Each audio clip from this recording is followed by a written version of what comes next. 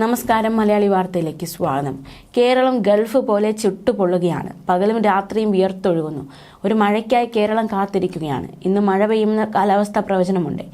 പാലക്കാട്, തൃശൂർ, കൊല്ലം ജില്ലകളിൽ ഉഷ്ണതരംഗ മുന്നറിയിപ്പ് തുടരുന്നു.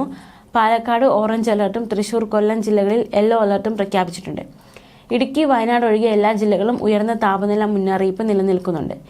സാധാരണയേക്കാൾ 3 മുതൽ 5 ഡിഗ്രി സെൽഷ്യസ് വരെ താപനില ഉയരാമെന്നാണ് മുന്നറിയിപ്പ്.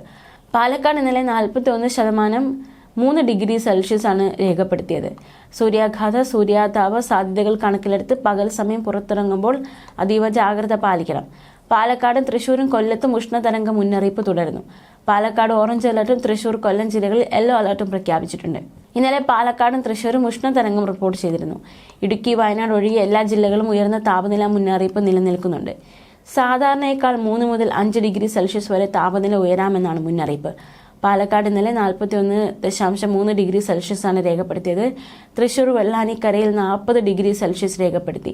സൂര്യാഘാത, സൂര്യാതപ സാധ്യതകൾ കണക്കിലെടുത്ത് പകൽ സമയം പുറത്തിറങ്ങുമ്പോൾ അതീവ ജാഗ്രത പാലിക്കണം.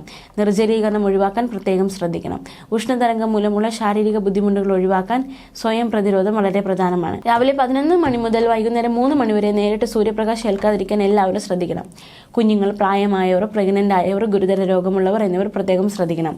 ഉയർന്ന ചൂട്, സൂര്യാഘാതം, സൂര്യാതപം, നിർജ്ജലീകരണം തുടങ്ങി നിരവധി ഗുരുതരമായ ആരോഗ്യ പ്രശ്നങ്ങൾക്ക് കാരണമാകും. നേരിട്ട് വെയിലേൽക്കുന്ന ജോലി ചെയ്യുന്നവർ ജോലി സമയം ക്രമീകരിക്കണം. നിർജ്ജലീകരണം ഉണ്ടാകാൻ സാധ്യതയുള്ളതിനാൽ ധാരാളം വെള്ളം കുടിക്കുക എന്നതാണ് പ്രധാന പ്രതിരോധ മാർഗം. എന്തെങ്കിലും ബുദ്ധിമുട്ട് തോന്നുന്നവർ തണലിൽ മാറി വിശ്രമിച്ച് ധാരാളം വെള്ളം കുടിക്കണം. സാധാരണമല്ലാത്ത ശാരീരിക അസ്വസ്ഥതകളോ ബുദ്ധിമുട്ടുകളോ ഉണ്ടായാൽ ചികിത്സ തേടണം. മന്ത്രി വീണ ജോർജ് ആരോഗ്യ വകുപ്പിലെ ഉന്നത ഉദ്യോഗസ്ഥരുമായി സംസ്ഥാനത്തെ പൊതു സാഹചര്യം വിലയിരുത്തി. ജില്ലാ ഭരണകൂടവുമായി ചേർന്ന് ജില്ലകളുടെ സാഹചര്യം ഇടയ്ക്കിടയ്ക്ക് വിലയിരുത്താനും അതനുസരിച്ച് നടപടികൾ സ്വീകരിക്കാനും മന്ത്രി നിർദ്ദേശം നൽകി. ഡിസാസ്റ്റർ മാനേജ്മെന്റ് അതോറിറ്റിയും ആരോഗ്യ വകുപ്പും നൽകുന്ന മാർഗനിർദ്ദേശങ്ങൾ കൃത്യമായി പാലിക്കണം. അവബോധ പ്രവർത്തനങ്ങൾ ശക്തമാക്കാനും നിർദ്ദേശം നൽകി. തുടർച്ചയായി വെയിലേറ്റാൽ സൂര്യാഘാതമോ സൂര്യാതപമോ ഉണ്ടാകാനിടയുണ്ട്.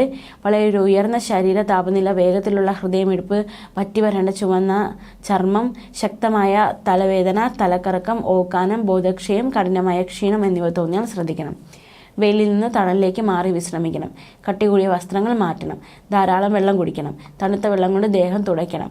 കാറ്റ് കൊള്ളണം. വീശുകയോ അല്ലെങ്കിൽ ഫാനോ AC യോ ഉപയോഗിക്കുക. ഡോക്ടറെ കാണിച്ച് ചികിത്സ തേടുക. ന്യൂസ് ഡെസ്ക്, മലയാളി വാർത്ത.